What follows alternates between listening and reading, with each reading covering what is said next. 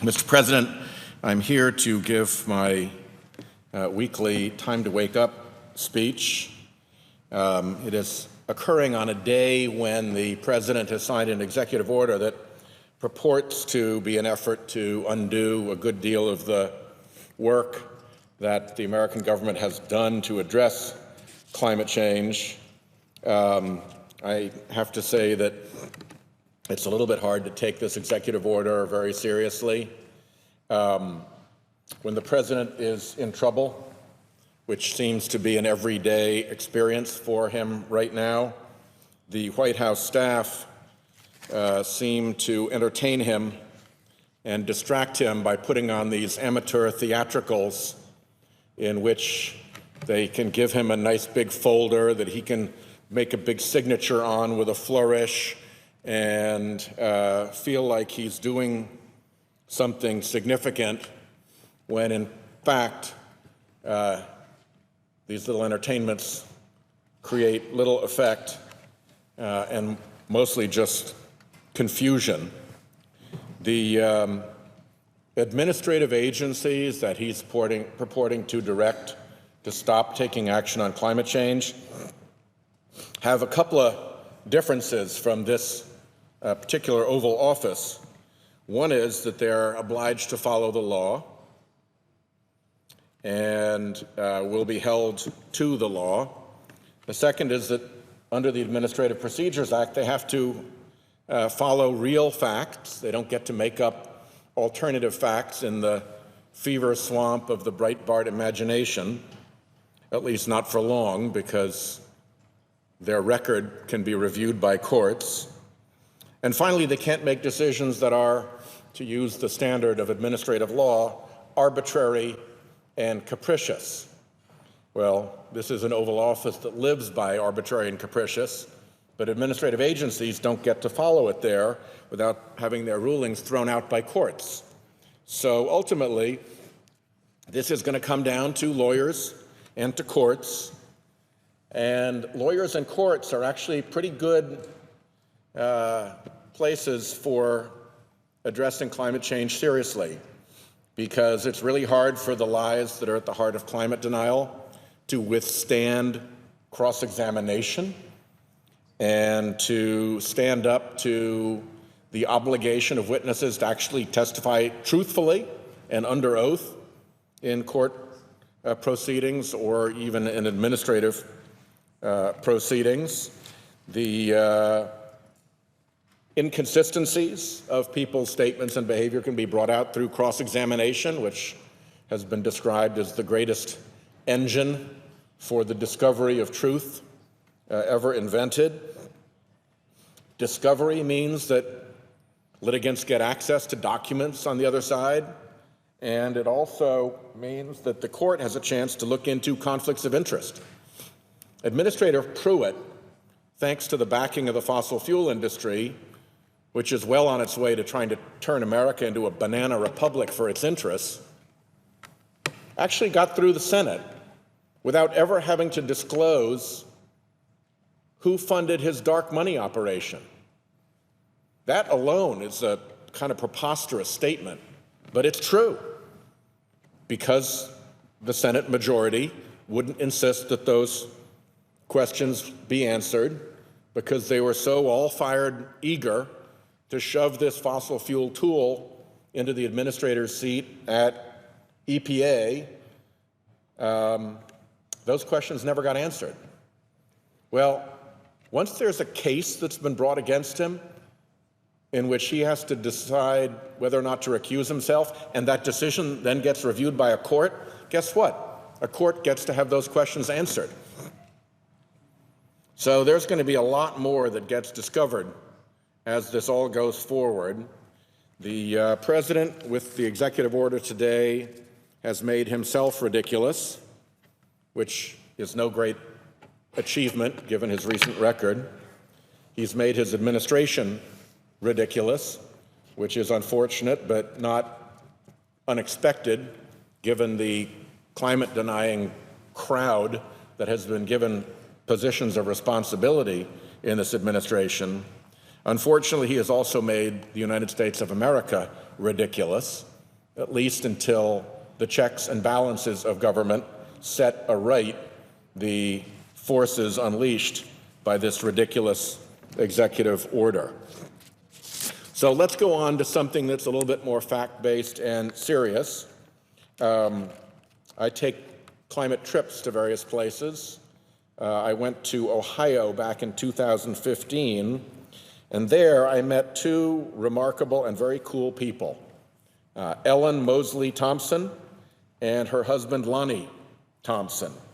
They have been married for 45 years, and that's also how long, more or less, they have been research partners. And they do particularly amazing research. They are glaciologists. They study glaciers. They run the BIRD, as in Commander Byrd, Polar and Climate Research Center at Ohio State.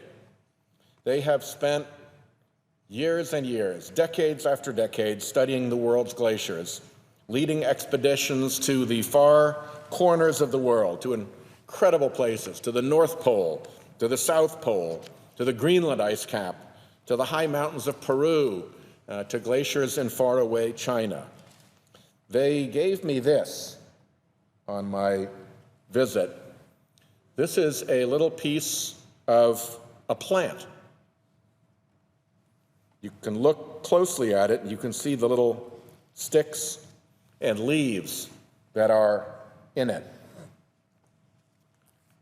It's got an interesting history, this plant. It grew about 6,600 years ago. And when it grew and lived, woolly mammoths roamed the earth. Woolly mammoths might have been eating neighboring plants to it. The human race was just entering the Bronze Age, and it began to snow. It snowed on the little plant, and snow piled on snow year after year, and this plant was buried under glacier, preserved by the pressure and the cold. And there it stayed, so that now I can hold it up on the floor of the Senate 6,600 and some years later. Climate change is what brought me this plant, because as temperatures steadily rise, glaciers the world over are melting. The glacier that buried this little plant 6,000 years ago receded so fast that here it is now. 6,000 years in a glacier, and now here in my hand in the Senate. It's not just plants that are emerging from this great melting. We're actually seeing remains of our own long-dead ancestors emerge from melting glaciers. This is all becoming so common that a new field of study has been created, glacial archaeologist. So for my 160-second time to wake up speech, I'm going to share the story of the warming Arctic and our world's disappearing glaciers. The Thompsons, when they leave Ohio State and travel, drill down into the ice, and they take deep core samples out of the glacier, long tubes of ice from the glacier.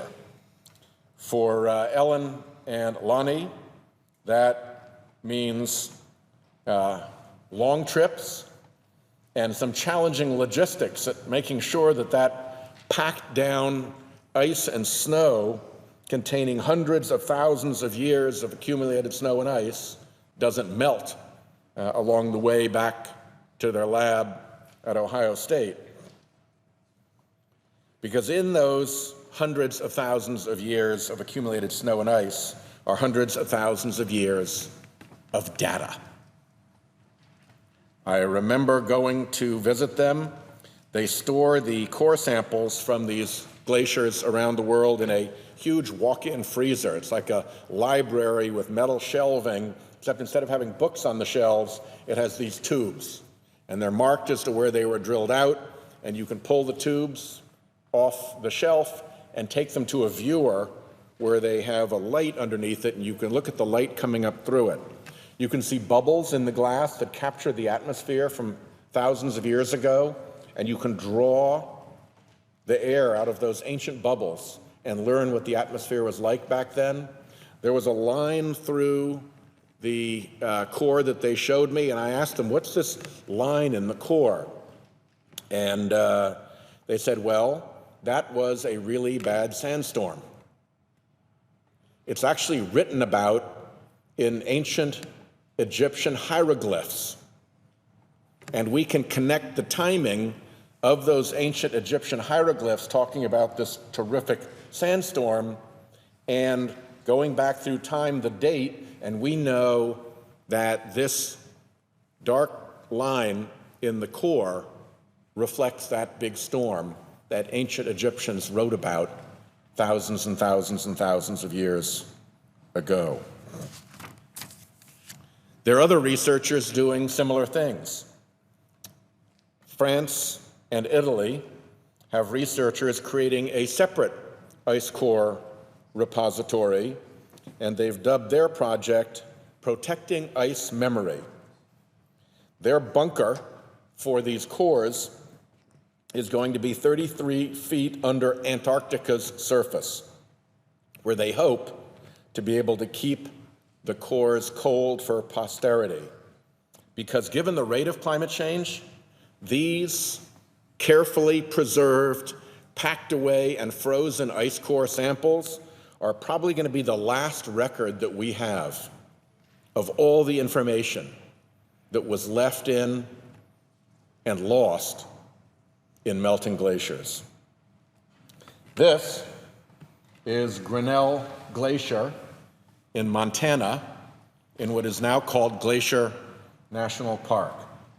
This was a picture that was taken in 1940, and you can see the glacier here pushing up into the mountains.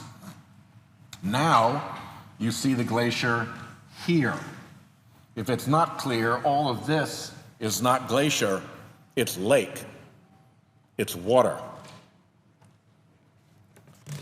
The United States Geological Survey described what was going on as Grinnell Glacier lost 90% of its ice in this last century. Here's what the Geological Survey said. I quote them: "Glacier recession is underway, and many glaciers have already disappeared. The retreat of these small alpine glaciers reflects changes in recent climate, as glaciers respond to altered temperature and precipitation. It has been estimated that there were approximately 150 glaciers present in 1850, and most glaciers were still present in 1910 when the park was established. In 2010, we consider there to be only 25 glaciers, larger than 25 acres, remaining in Glacier National Park. 150 glaciers 100 years ago, 25 now. I wonder what they will call Glacier Park when all the glaciers are gone." This is or was, depending on which you look at, Lillian Glacier up in the state of Washington in Olympic National Park. On the top, you see the Healthy Glacier up in 1905. In 2010, it's virtually all gone. They're just little bits of snow in exposed mountain. Glacier loss isn't just happening in our parks in the United States, it's happening all over the world. A man named Christian Aslund has been documenting this recently, and the National Geographic has printed his work. What he did was go to the archives of the Norwegian Polar Institute, and he found pictures of glaciers in Svalbard, Norway, back from the 1920s, old black and white pictures. So Christian Aslund went to the Norwegian Polar Institute to find old 1920s pictures of glaciers in Svalbard, Norway, and then he went back to the exact same spot from which the old picture was taken, and he took a picture.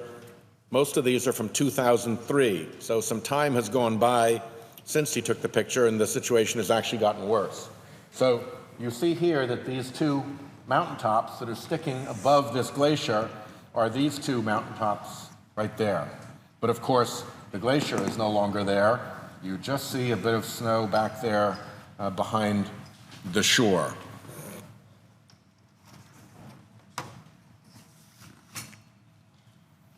Here you see this vast wall of ice and the glacier pushing back up into these mountains behind it. Here the wall of ice is essentially gone, and you see this whole mountain front that is opened up, and the glacier is now simply back up in that valley behind it.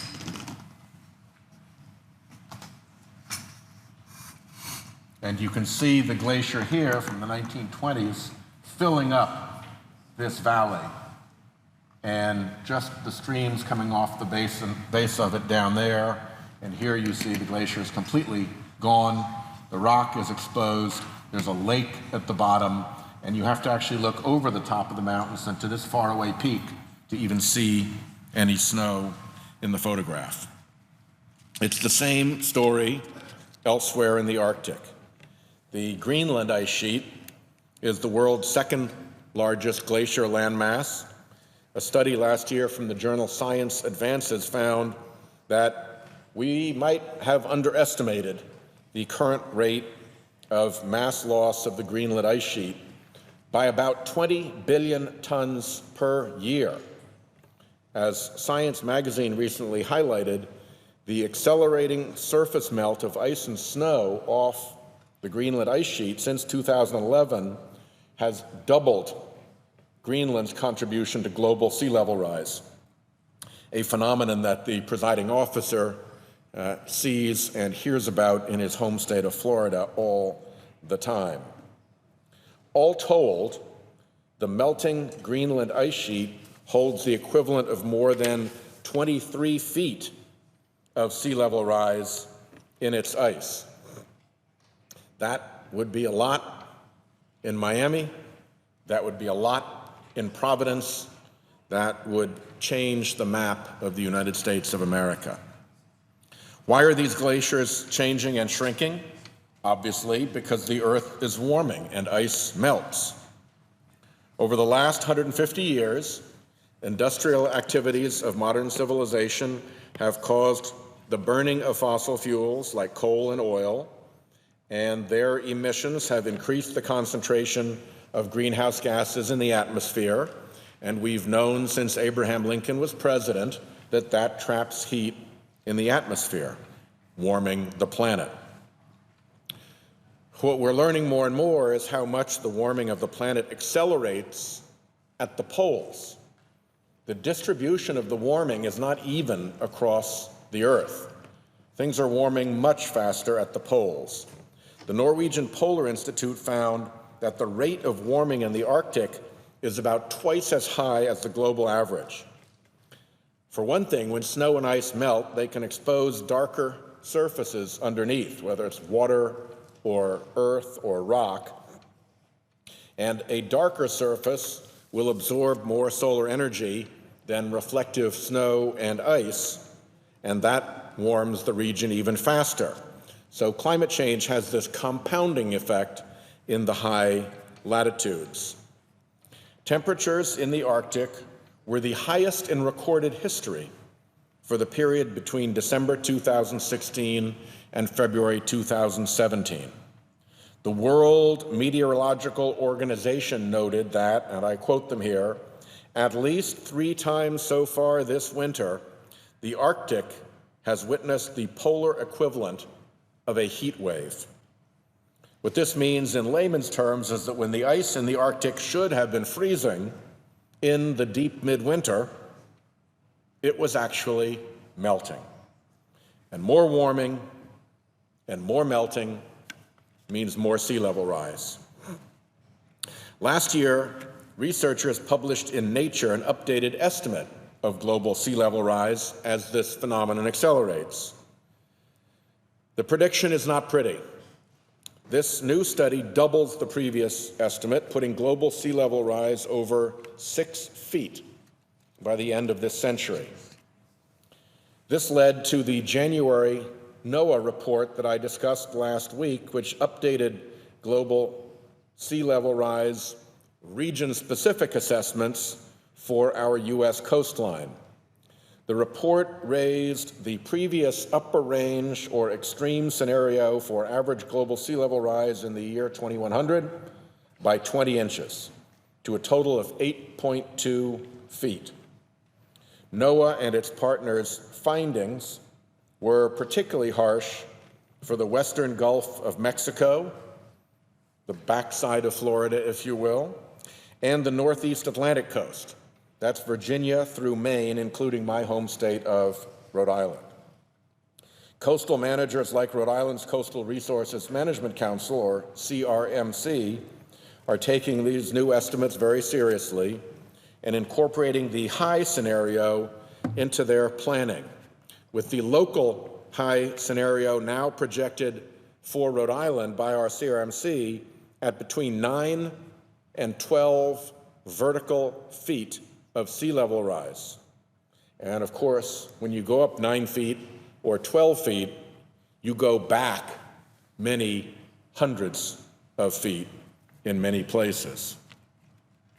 And all of this, whether it's happening in Florida or happening in Rhode Island or happening in other coastal states, it all starts with warming seas and melting glaciers.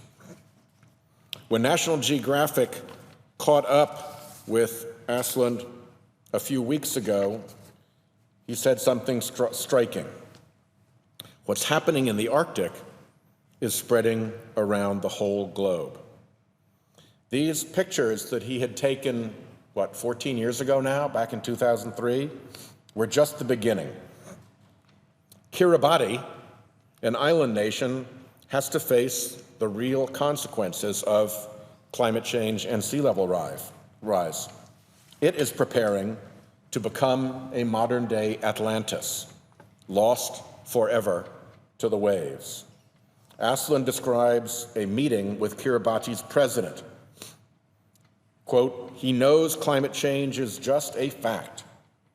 They're buying up land in Fiji so they can evacuate in the future.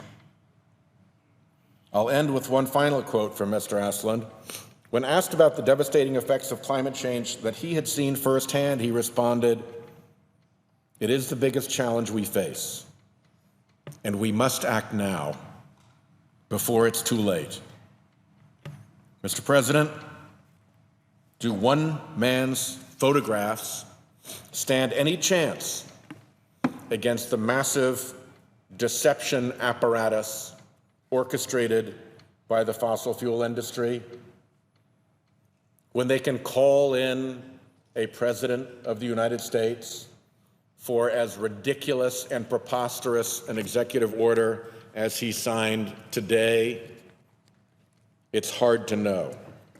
I hope that this body will rise to its best traditions and meet the needs of its constituents, whether they are coastal constituents threatened by sea level rise, or farm constituents threatened by changes in weather, or forest constituents who are seeing the pine beetle destroy western forests by the millions of acres.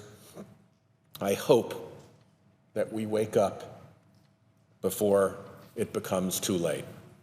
I yield the floor.